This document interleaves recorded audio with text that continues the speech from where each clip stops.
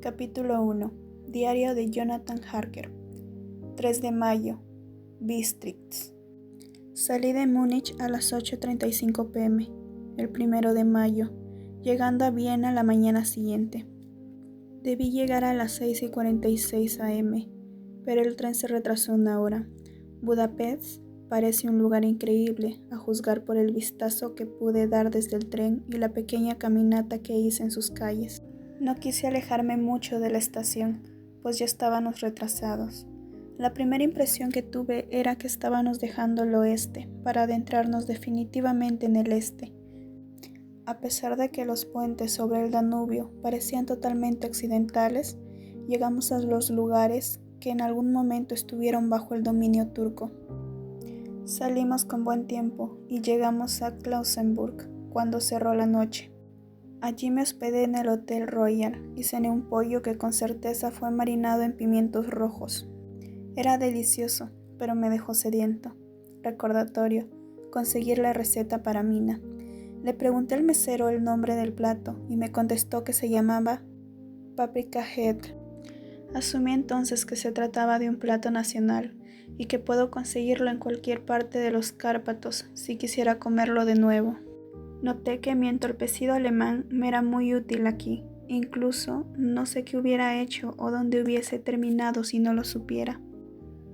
Cuando en Londres tuve un tiempo libre a mi disposición, decidí buscar e investigar todo lo que me fuera posible en libros y mapas de Transilvania que encontré en el Museo Británico. Pensé que sería importante tener un conocimiento previo de la región si iba a tratar con un miembro de la nobleza.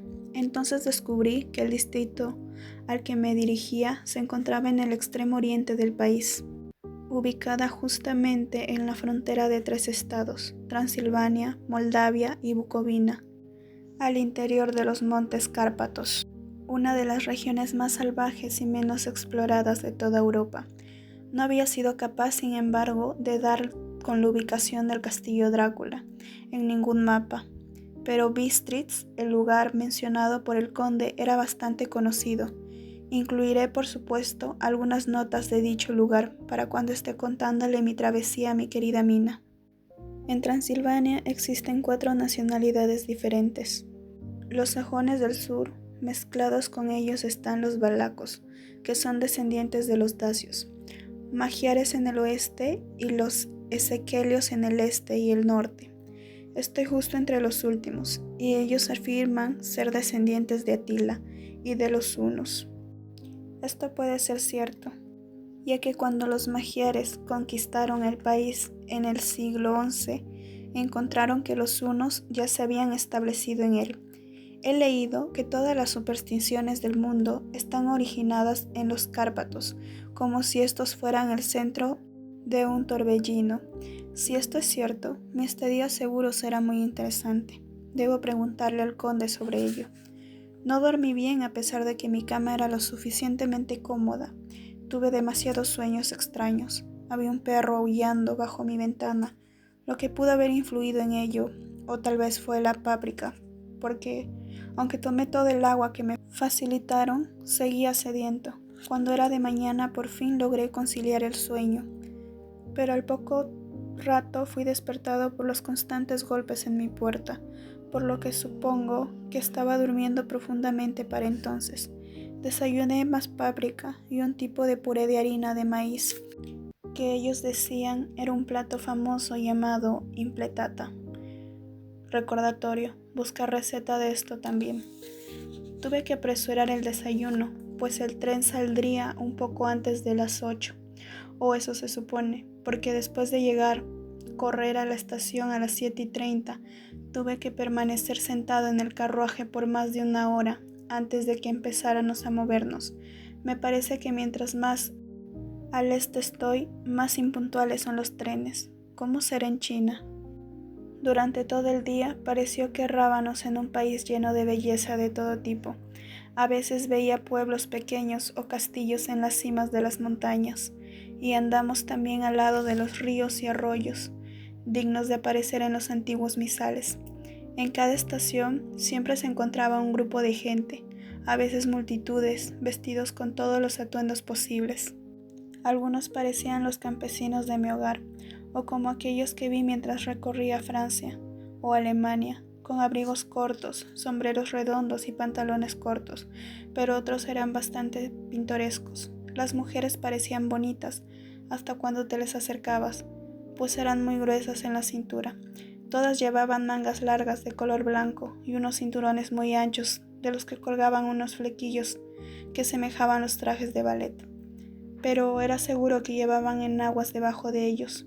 Las figuras más extrañas que vi fueron sin duda los eslovacos, que son más bárbaros que el resto, con sus grandes sombreros de vaquero, sus pantalones bombachos de un color blanco sucio, camisa de lino y pesados y enormes cinturones de cuero, todos llenos de taches. Usaban botas altas y los pantalones dentro de ellas, y cabello largo y negro, al igual que sus bigotes.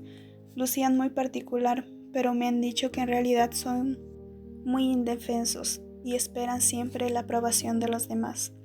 Estaba en el lado oscuro del crepúsculo cuando llegamos a Bistritz, que es un lugar viejo e interesante. Estando prácticamente en la frontera, ha tenido una existencia bastante tormentosa y con certeza lleva las secuelas de ello. Hace 50 años una serie de incendios sucedieron, 5 en diferentes ocasiones, que provocaron terribles estragos. En los años tempranos del siglo XVII sufrió un asedio que se extendió por 3 semanas y perdió 13.000 personas, que fueron seguidas por las típicas enfermedades y la hambruna propias del fin de la guerra. El conde Drácula me había ordenado ir al Hotel Golden Crown, que para mi satisfacción era de aspecto muy anticuado. Evidentemente estaban esperando por mí, pues cuando llegué a la puerta me encontré con una anciana mujer de rostro animado que vestía el típico traje campesino de clase baja. Cuando me acerqué me saludó y dijo: «¿El Herr inglés?» «Sí, Jonathan Harker», respondí. Sonrió y le dio algunas órdenes a un hombre anciano que le había seguido a la puerta, quien se alejó, pero retornó casi de inmediato con una carta que decía: «Querido amigo, bienvenido a los Cárpatos. Lo estoy esperando con ansias. Mañana a las 3 saldrá la diligencia con dirección a Bucovina. Hay allí un lugar reservado para usted. En el Paso Borgo, mi carruaje estará esperando por usted y lo traerá a mí. Confío en que su viaje desde Londres haya sido uno muy agradable y feliz, y que va a disfrutar la estadía en mi hermoso país. Su amigo Drácula». 4 de mayo. Descubrí que mi huésped había recibido una carta de Drácula, en la que ordenaba que me fuera reservado el mejor lugar del coche, pero al tratar los detalles, este pareció algo reticente y pretendió no entender mi alemán. Esto no podía ser cierto, pues unos instantes atrás me había entendido perfectamente, o al menos había contestado mis preguntas, como si lo hubiera hecho. Él y su esposa, la anciana que me había recibido, se miraron con un gesto sutil de espanto. Balbuceó algo como que un dinero había sido enviado con la carta, y que eso era todo lo que sabía. Cuando le pregunté si conocía al conde Drácula y si podía decirme algo acerca de su castillo, él y su esposa se persignaron y, diciendo que no sabían nada, se rehusaron a decir algo más al respecto. Estaba tan cerca la hora de partir que no tenía tiempo de preguntarle a nadie más, y por lo que había hecho todo parecía misterioso y nada reconfortante. Justo antes de partir, la anciana vino a mi habitación y me dijo en un tono muy histérico: «¿Debe ir? Oh joven Herr, debe ir». Estaba en tal estado de excitación que parecía haber perdido el control del poco alemán que sabía, y lo había mezclado con otro idioma que yo no entendía en lo absoluto. Solo pude seguir el curso de la conversación porque hice demasiadas preguntas. Cuando le dije que sí debía ir y que se trataba de negocios muy serios, increpó una vez más. «¿Sabe usted qué día es hoy?». Le respondí que era 4 de mayo. Agitó su cabeza mientras decía: «Oh sí, lo sé, pero ¿sabe usted qué día es?». A mi respuesta negativa ella continuó: «Es la víspera del día de San Jorge. ¿Sabía usted que esta noche, cuando el reloj toque la medianoche, todas las criaturas malignas en el mundo ¿Tendrán pleno dominio? ¿Sabe usted para dónde va y a lo que va? Estaba en un estado evidente de angustia, e intenté darle un poco de consuelo, pero no surtió efecto. Finalmente ella se arrodilló y me imploró para no ir, o al menos para esperar un día o dos antes de partir. Todo era muy ridículo, pero realmente no me sentía cómodo. Sin embargo, había un negocio que precisaba cerrarse, y no podía permitir que algo interfiriera en ello. Por lo tanto, intenté levantarla y le dije, tan grave como pude, que le agradecía su preocupación, pero que mi negocio era de suma importancia y debía partir. Entonces ella se levantó, secó sus lágrimas y quitándose un crucifijo de su cuello, me lo ofreció. No sabía realmente qué hacer, pues como buen protestante me habían enseñado que esas cosas eran de cierta forma una idolatría, pero no sabía cómo rechazar a la anciana cuando me lo ofreció con tanta insistencia. En medio de ese estado mental, ella vio, supongo, la duda en mi rostro. Entonces puso el rosario alrededor de mi cuello y dijo, por amor a su madre, y abandonó la habitación. Estoy escribiendo esta parte de mi diario mientras espero el coche, el cual está, por supuesto, tarde. El crucifijo aún cuelga en mi cuello.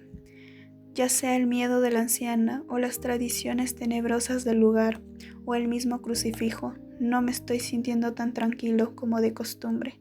Si este libro debe llegar a Mina antes que yo, déjenme escribir mi despedida. Allí viene el carruaje. 5 de mayo, el castillo. El gris de la mañana ya ha desaparecido y el sol brilla en lo alto del horizonte. No tengo sueño, lo que naturalmente me obliga a escribir hasta que vengan las ganas de dormir. La cena estaba deliciosa. Pude probar otro plato típico de la región, acompañado de un par de copas de vino. Cuando entré al carruaje, el cochero aún no había tomado su lugar. Estaba hablando con la anciana y claramente comentaban algo sobre mí, pues cada tanto volteaban a verme y unas personas que estaban sentadas en un banco fuera del hotel se acercaron a escuchar lo que ellos decían. Y luego me miraban también, la mayoría de ellos lastimeramente. Escuchaba ciertas palabras que se repetían con frecuencia, palabras muy extrañas. Por cierto, pues entre la multitud había personas de más de una nacionalidad. Entonces, silenciosamente saqué mi diccionario de políglota del bolsillo y las busqué. Debo decir que no fue nada alentador. Entre ellas se encontraban Ordok, Satán, Pokol, infierno, Estreoiga, bruja, Brolok o Vodklak, que las dos vienen a significar en eslovaco algo como vampiro u hombre lobo. Recordatorio: debo preguntar al conde sobre estas supersticiones. Cuando partimos, las personas de la multitud, amontonada en la puerta del hotel, que para entonces ya tenía un tamaño considerable, hicieron todos la señal de la cruz y apuntaron 2 dedos hacia mí. Con cierta dificultad conseguí que un pasajero que me acompañaba me dijera qué significaba aquello. Al principio no quería contestar, pero luego de saber que yo era inglés, me explicó que se trataba de un tipo de encanto de protección en contra del mal de ojo. Esto no fue muy agradable para mí, que acababa de partir a un lugar desconocido para conocer a un hombre extraño, pero todos parecían tan amables y simpáticos que no podría creérmelo. Nunca podré olvidar la última visión que tuve de esta multitud tan pintoresca. Todos haciendo la cruz. Luego el conductor dio un salto sobre el carruaje y los 4 caballos comenzaron a andar. Así comenzamos nuestra travesía. Gracias a la belleza del paisaje que me rodeaba, olvidé pronto los miedos que había recolectado en la estadía de dicho hotel. Por todas partes habían árboles en los que colgaban los frutos de gran variedad: manzanas, peras, ciruelas, cerezas. Y mientras manejábamos por el lugar, pude ver cómo los pétalos recubrían el prado. El camino andaba entre lo que ellos llaman la tierra central, y se perdía entre las curvas verdes, o era cortado por los bosques de pinos que descendían de la montaña como lenguas de fuego. El camino no estaba en las mejores condiciones. Aún así, parecía que voláramos con una prisa febril.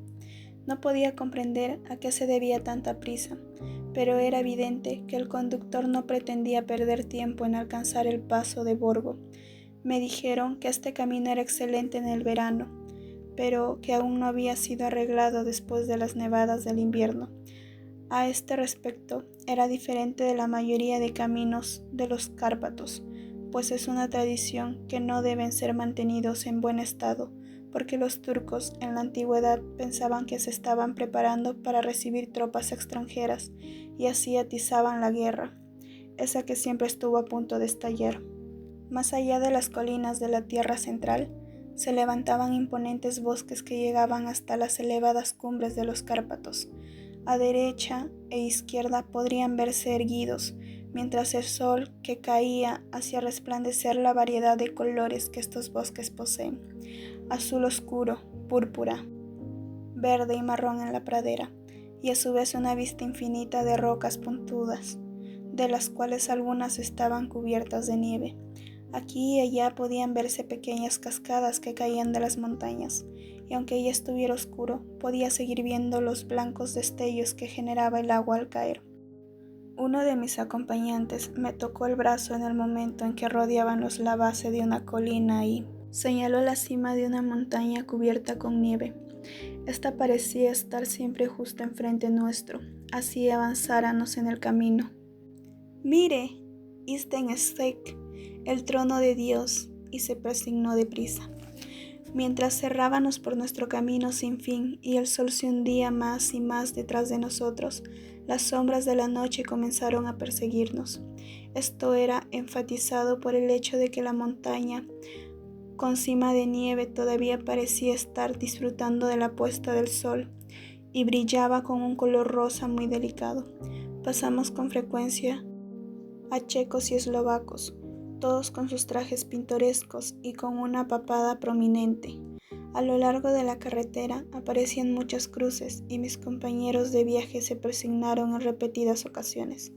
Aquí y allá podían verse algunos campesinos arrodillados frente a un santuario, cuya devoción parecía haberlos robado los ojos y oídos, porque no se volteaban siquiera cuando nos acercábamos. Había muchas cosas nuevas para mí: paja colgando de los árboles, sauces llorones con sus blancos extremos brillantes como lágrimas de plata. Vimos también numerosos carromatos, carruajes típicos de los campesinos, adecuados con largas vértebras que ayudan a enfrentar los irregulares caminos, y en ellos habían siempre un grupo o de checos, con su típico blanco, o eslovacos, cargando pieles de ovejas, todos ellos seguramente retornando a casa. Cuando empezó a caer la noche se sintió un frío más intenso, y la creciente penumbra comenzó a mezclarse con la imagen lóbrega de los pinos, robles y hayas. Algunas veces, cuando la carretera era cortada por los bosques de pino que parecían acercarse a nosotros en la oscuridad, grandes sombras grisáceas que se veían aquí y allá entre los árboles producían un efecto funesto y solemne que hacía retornar los pensamientos, engendrados en la tarde, mientras que los últimos rayos del sol poniente parecían dar un pequeño consuelo a las nubes, fantasmas que parecen vagabundas entre los Cárpatos y los extensos valles. Algunas colinas eran tan inclinadas que, a pesar de la prisa de nuestro conductor, los caballos solo podían avanzar lentamente. Quise bajarme a guiarlos, así como hacemos en casa, pero el conductor no quiso escucharme. No, dijo, no debes caminar aquí, los perros son muy feroces. Y luego añadió con lo que parecía ser una broma macabra, pues miró a su alrededor buscando risas de aprobación. Ya tendrá usted suficiente de ello antes de irse a dormir. La única pausa que hizo en el trayecto fue para encender las lámparas. Cuando se oscureció finalmente parecía haber algún tipo de excitación en los pasajeros, y todos le hablaban, increpándolo para que fuera más y más rápido. Entonces ésta azotaba a sus caballos sin piedad, con su largo látigo y con chillidos de supuestos estímulos. Les gritaba para que hicieran un esfuerzo mayor en su marcha. A través de las colinas Ya en total oscuridad podía verse una especie de luz gris delante de nosotros, como si hubiera una hendidura en las colinas. La intranquilidad aumentó en los pasajeros y el carruaje se tambaleó sobre sus resortes. Se inclinaba de un lado a otro y tuve que sostenerme con fuerza. Parecía como un barco navegando en medio de una tempestad. Luego el camino se niveló y nuevamente sentía como si estuviéramos volando a través de él. Las montañas comenzaron a acercarse más a nosotros a ambos lados y se sentía como si éstas quisieran asfixiarnos. Estábamos entrando al paso de Borgo. Uno a uno, los pasajeros del carruaje comenzaron a darme regalos, insistiendo con tanta sinceridad que no había forma de rehusarme a recibirlos. Por supuesto encontré regalos muy extraños, pero todos me fueron entregados con un protocolo que iba entre bendiciones y buena voluntad, y sobre todo el mismo ritual de protección que recibí cuando salí del hotel en Bistris. Luego, mientras avanzábamos, el cochero se inclinó hacia adelante y los pasajeros se apoyaban en las ventanillas del coche, escudriñando con ansias entre la oscuridad. Era evidente que algo estaba por suceder, pero ninguno me dio una explicación para su estado de ánimo. Este ambiente de inquietud duró algún tiempo y luego vimos cómo el desfiladero se abría paso al oriente. Sobre nosotros volaban espesas y tenebrosas nubes. El aire se sentía pesado, como cargado con una sensación opresiva. Parecía como si la cordillera separara dos atmósferas y que ahora estuviéramos adentrándonos en la más temerosa. Ahora era mi turno de buscar el carruaje que me llevaría hasta la propiedad del conde. Esperé mucho tiempo por ver los destellos de alguna lámpara, pero todo permaneció en total oscuridad. La única luz era el resplandor parpadeante de nuestras propias lámparas y el aliento de los caballos. Hacía encender una nube blanca frente a ellas. Podríamos ver perfectamente el camino extendiéndose frente a nosotros, pero seguía sin aparecer alguna señal de un vehículo. Los otros pasajeros se introdujeron nuevamente en el carruaje con un suspiro de alivio, el cual significó para mí una burla a mi decepción. Estaba pensando qué hacer cuando el cochero miró su reloj y dijo a los otros algo que apenas pude oír. Fue muy suave y misterioso al tono que utilizó para decirlo. Creo que fue algo como 1 hora antes de tiempo. Se volvió entonces hacia mí y me dijo en un alemán peor que el mío: «No hay ningún carruaje aquí. El señor no es esperado después de todo.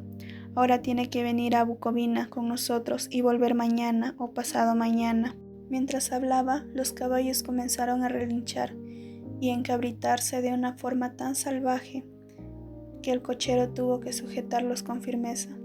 Luego, entre un coro de gritos de los campesinos y la persignación insistente, apareció una calesa con 4 caballos y se ubicó al lado de nuestro carruaje.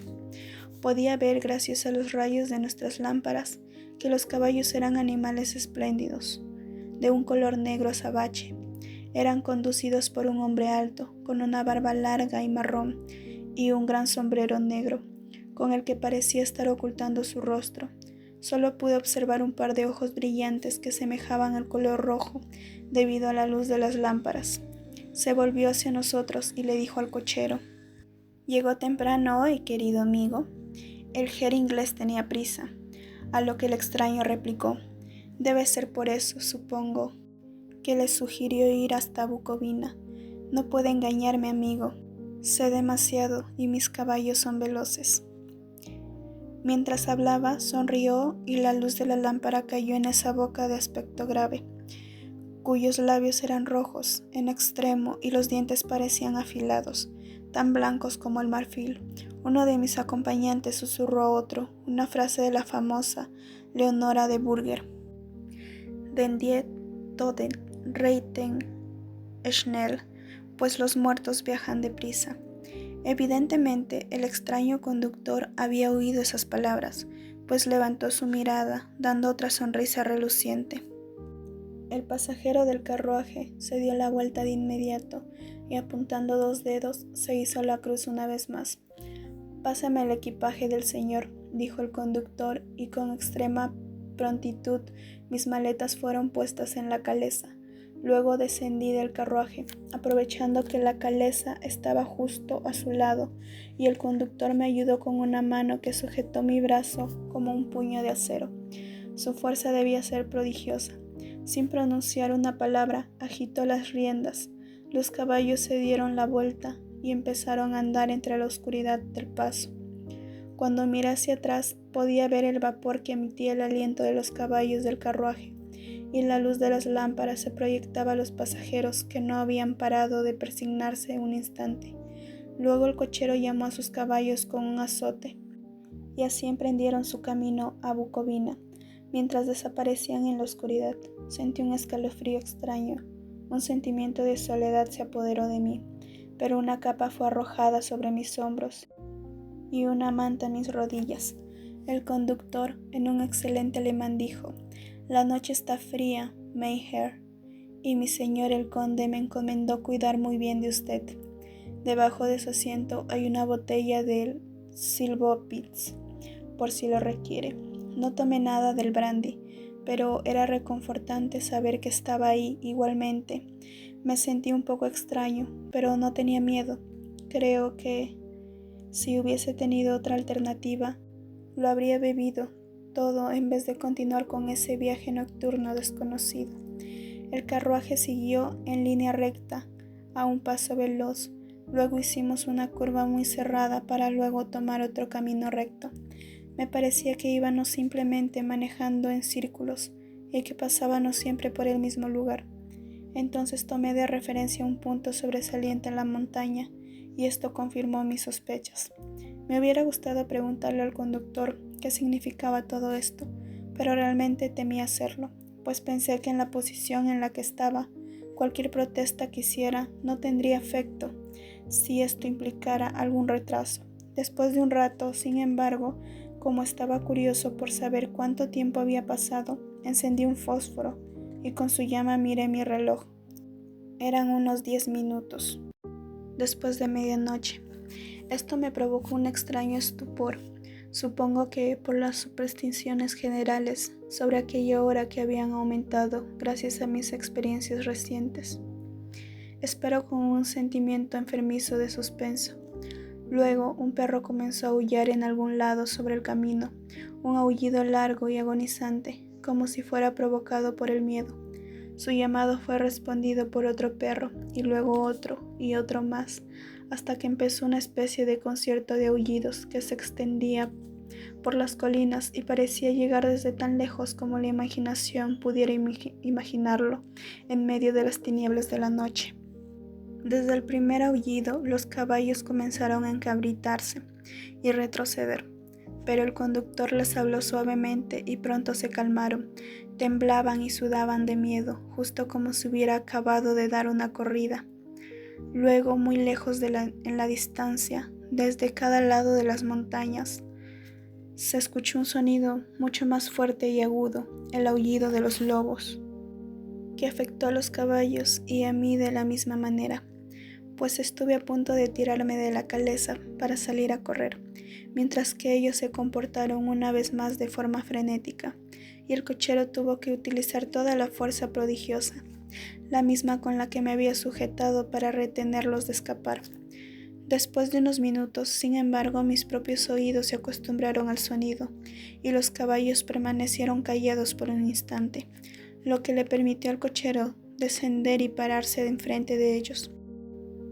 El cochero los acariciaba y tranquilizaba, les murmuraba algo a los oídos, como he visto que hacen los domadores, y con un efecto extraordinario los caballos se dejaron manejar de nuevo, sin dejar de temblar un instante. El conductor volvió a su lugar y agitando las riendas partimos con un buen paso. Esta vez, luego de andar un buen tiempo por el desfiladero de Borgo, repentinamente giró a la derecha y tomamos un camino muy estrecho. Pronto nos vimos interrumpidos por árboles, que en algunos lugares cubrían el camino por completo, y gigantescas rocas a los costados parecían construir un tipo de túnel. A pesar de encontrarnos de cierta forma refugiados, podíamos escuchar el viento que silbaba y gemía entre las rocas, y las ramas que crujían a nuestro paso. Cada vez se hacía más y más fría la noche, y una nieve fina y polvorosa empezó a caer, lo que pronto hizo parecer que estábamos cubiertos con un manto blanco. El aguzado viento todavía llevaba consigo el aullido de los perros, pero este se fue debilitando poco a poco a medida que avanzábamos en nuestro camino. En cambio, el aullido de los lobos se fue acercando cada vez más, como si ellos mismos se estuvieran aproximando a nosotros por todos lados. El cochero no parecía tener temor alguno, y yo volvía la cabeza de lado a lado en un intento fallido de ver algo entre las tinieblas. De repente, lejos hacia la izquierda, vi una débil y tintineante llamarada azul. El conductor la vio en el mismo instante. De un solo paso paró el carruaje y descendió, para luego desaparecer entre la oscuridad. Yo no sabía qué hacer, y menos cuando los aullidos parecían acercarse cada vez más, pero mientras me preguntaba qué sucedía, el cochero apareció repentinamente de nuevo, y sin pronunciar una sola palabra, reanudamos la marcha. Creo que debí quedarme dormido y que soñé repentinamente con el incidente, pues este se repetía en mi mente una y otra vez, y ahora que lo pienso, todo es como una terrible pesadilla. Una vez la llama azul apareció tan cerca al camino que incluso en la terrible oscuridad que nos rodeaba pude ver perfectamente los movimientos del cochero. Fue rápidamente hacia donde ésta se encendió, que debía ser muy débil, pues no alcanzaba a iluminar demasiado alrededor, y reuniendo unas cuantas piedras las alineó en una extraña figura. Esto provocó una curiosa ilusión óptica, ya que cuando se paraba entre la llama y yo, no parecía obstruir la visión que yo tenía de ella y podía verla de la misma forma. Esto me sorprendió, pero como solo fue un efecto momentáneo, supuse que eran mis ojos engañándome por el esfuerzo que hacía para ver en la oscuridad. Dejaron de aparecer estas misteriosas llamas por un momento, y así nos lanzamos nuevamente al camino, mientras los aullidos seguían persiguiéndonos con sus sonidos envolventes. Finalmente llegó un momento en que el cochero se alejó más de lo que lo había hecho antes, y durante su ausencia los caballos comenzaron a temblar más que nunca y a resoplar y relinchar con temor evidente. Yo no veía la razón para ello, pues el aullido de los lobos había cesado. Luego la luna se posó justo en la cima de una montaña de pico afilado, y por su luz pude ver alrededor nuestro un anillo de lobos que nos rodeaba, con dientes blancos y lenguas rojas que colgaban, extremidades grandes e imponentes, y pelo lanudo. Eran 100 veces más terribles. En aquel lúgubre silencio que ahora nos rodeaba, que cuando estaban aullando, en lo que a mí respecta, caí en una especie de parálisis provocada por el miedo. Solo cuando un hombre se enfrenta cara a cara con un horror semejante es que puede entender su verdadero significado. Los lobos comenzaron a aullar todos al tiempo, como si la luz de la luna tuviera un efecto particular en ellos. Los caballos saltaban y retrocedían, miraban alrededor con ojos tan desesperados que llegaba a provocar dolor ver. Pero la escena aterradora nos rodeaba realmente, así que nos vimos forzados a permanecer dentro de ese círculo de terror. Llamé al cochero para que viniera, pues sentí que la única posibilidad que teníamos era de irrumpir violentamente a través del círculo, y para ayudarle a volver a su lugar, golpeaba con insistencia a un lado de la caleza, esperando que el ruido espantara a los lobos de aquel lado y así él tuviera oportunidad de volver al coche. Cómo llegó hasta nosotros es cosa que no sé, pero escuché que su voz se elevaba en un tono imperativo, y mirando hacia el lugar de donde provenía, lo vi parado en medio del camino. Agitó los brazos como si tratara de derribar un obstáculo invisible, y los lobos retrocedían lentamente. Justo en ese instante, una pesada nube se posó sobre la luna y caímos nuevamente en total oscuridad. Cuando pude ver algo nuevamente, el cochero se estaba subiendo a la caleza y los lobos habían desaparecido por completo. Todo esto fue tan extraño y misterioso que un terrible pánico me asaltó fuertemente y no tuve valor para hablar siquiera. El tiempo parecía interminable mientras íbamos todavía en el camino, ahora en completa oscuridad, pues las nubes negras seguían oscureciendo la luna. Continuamos ascendiendo con periodos ocasionales de descenso rápido, pero ascendiendo la mayor parte del tiempo. De repente tuve conciencia de que el conductor iba menguando la velocidad y enseguida comenzó a ubicar a los caballos en el patio real de un inmenso y ruinoso castillo, cuyas altas y negras ventanas no emitían un rayo de luz y cuyas murallas quebradas mostraban una línea dentada bajo la luz de la luna.